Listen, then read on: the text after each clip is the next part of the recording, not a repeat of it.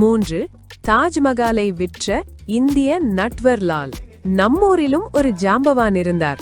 அவர் பெயர் மிதிலேஷ் குமார் ஸ்ரீவஸ்தவா. ஆனால் உலகம் அவரை அழைத்தது நட்வர்லால். இவர் சாதாரண நிலத்தை விற்கவில்லை, இந்தியாவின் அடையாளங்களையே விற்றார். போலி ஆவணங்கள் தயாரிப்பதில் இவர் கில்லாடி. வெளிநாட்டு சுற்றுலா பயணிகளிடம் தன்னை ஒரு அரசாங்க அதிகாரி என்று அறிமுகப்படுத்திக் கொள்வார். இந்தியா பொருளாதார நெருக்கடியில் இருப்பதால் வரலாற்று சின்னங்களை ஏலம் விடுவதாக சொல்வார். இவர் தாஜ்மஹாலை 3 முறையும், செங்கோட்டையை 2 முறையும், ஏன் பாராளுமன்ற கட்டிடத்தையே 1 முறையும் விற்றுள்ளார். பாராளுமன்றத்தை விற்றபோது உள்ளே இருந்த 545 எம்பிக்களையும் சேர்த்தே விற்பனை பட்டியலில் சேர்த்திருந்தார் என்பதுதான் இதில் உச்சக்கட்ட வேடிக்கை.